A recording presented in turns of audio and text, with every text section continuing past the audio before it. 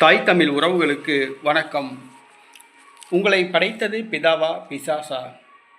உங்களை படைத்தது பிதாவா பிசாசா என்ற தலைப்பில் இந்த காணொளியை நாம் காண்கிறோம். பாவம் செய்கிறவன் பிசாசினால் உண்டாயிருக்கிறான். ஏனெனில் பிசாசானவன் ஆதி முதல் பாவம் செய்கிறான். பிசாசினுடைய கிரியைகளை அழிக்கும்படி தேவனுடைய குமாரன் வெளிப்பட்டார். தேவனால் பிறந்த எவனும் பாவம் செய்ய மாட்டான், ஏனெனில் அவருடைய வித்து அவருக்குள் தரித்திருக்கிறது. அவன் தேவனால் பிறந்தபடியினால் பாவம் செய்ய மாட்டான் என்று யோவான் எழுதிய திருமுகம் 1 திருமுகம் 3வது அதிகாரத்தில் கூறுகிறது. பாவம் செய்கிறவன் பிசாசினால் உண்டாயிருக்கிறான்.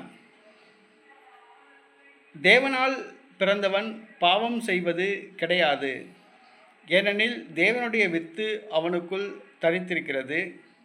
அவன் தேவனால் பிறந்தபடியால் பாவம் செய்ய மாட்டான் என்று வேதம் கூறுகிறது. பாவம் செய்கிறவன் எவனும் பிசாசினால் பிறந்தவன், அலகையினால் பிறந்தவன். பிசாசின் வித்து அவனுக்குள் குடியிருக்கிறபடியால் பாவம் அவன் செய்கிறான். ஆண்டவரால் பிறந்தவன் பாவம் செய்வது கிடையாது, ஆண்டவருடைய வித்து அவனுக்குள் தரித்திருக்கிறது. ஆகையால் அவன் பாவம் செய்வது கிடையாது. பாவம் கர்த்தருக்கு விரோதமானது. பாவத்தில் வாழ்வது பிதாவுடைய சித்தம் அல்ல.